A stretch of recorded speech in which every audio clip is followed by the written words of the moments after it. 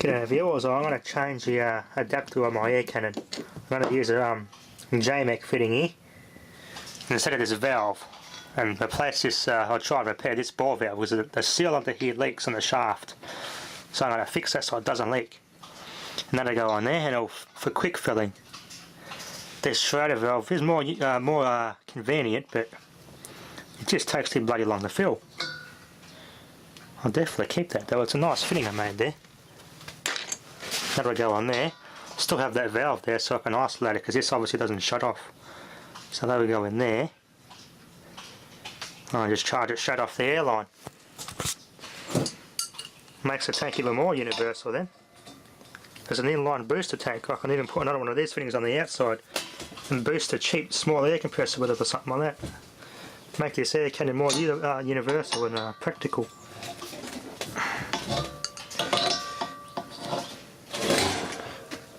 There we go. Then I'll remove this ball valve so I can repair it. Okay, viewers, I made some improvements to my air cannon. I just charged my main air compressor up here. I was managed to fix this valve. I had to put an O-ring in the seal here. The actual seal that goes in the shaft was worn out and it was leaking past the seal under the handle there. So I had to repair that, and I did the same with this one. And so far so good, no leaks.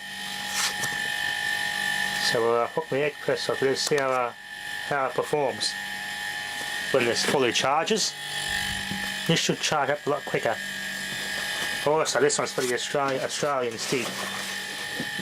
Yeah, that's the box he sent the goodies in. Waste not, whatnot.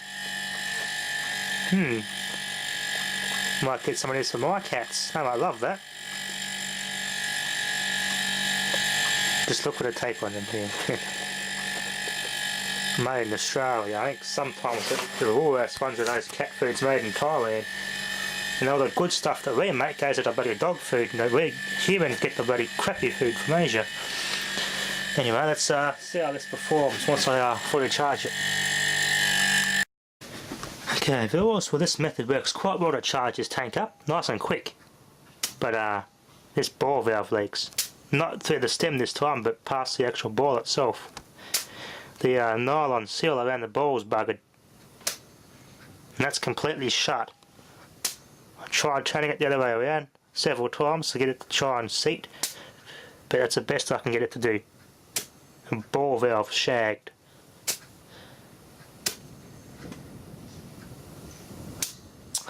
Damn it, I gotta replace that ball valve. I want no leaks in this thing. Okay, viewers, I wanna try and do a teardown on this valve. Basically how this works, when you fill a propane tank up, you would loosen this up, and this just lets the gas in, and minute amounts of propane will seep and leak out of that. As a bottle fills up, it'll what this actually is, this actually detects the liquid. When a liquid gets to this level, it'll be sucked up this valve and pushed out here. You see like a cloud pour out.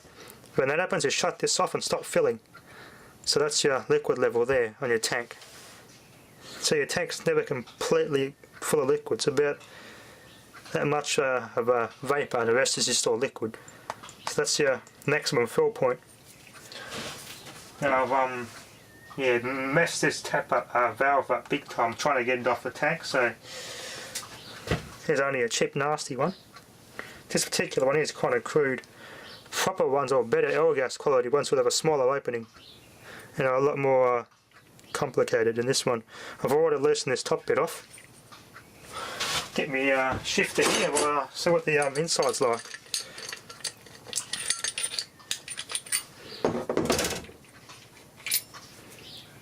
There you go, that's your main assembly that screws and clamps onto the seal, so that's open. Which is a very crude valve, this one. And that's closed. This particular valve is so crude, the seal and O-ring assembly just slides out. And that plastic ring is what actually, that plastic is actually seals against this lip. When you look inside there, this bit you see come up and down. Closing against that and closes it. And there's O-rings in there that stop it from leaking.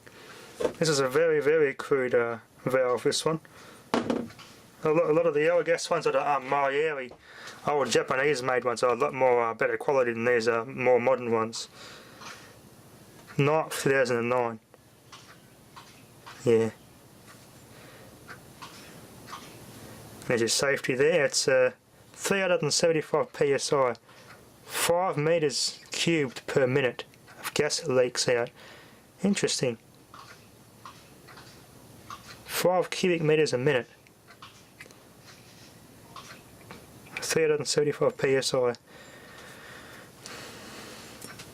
Yeah, very nasty quality stuff. But it's just all moulded brass and the rest is just all machined. Okay, the others on my memory card came up with an error. They just said check card and they had to repair the data that was corrupted, so I was short of sorted out. Hopefully this last bit of footage they didn't get too corrupted, but I got this out.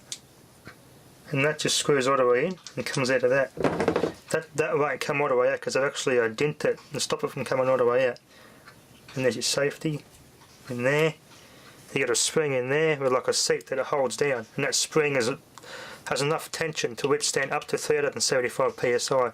Once it exceeds that, the spring will be relieved, and that seat in there pushes up and allows the pressure, depressurises the tank. So in a fire, or if you're stupid to overfill it and overpressurise it, that'll bleed off any excess pressure. Pretty simple stuff. Anyway, that'll be enough for now. Thanks for watching.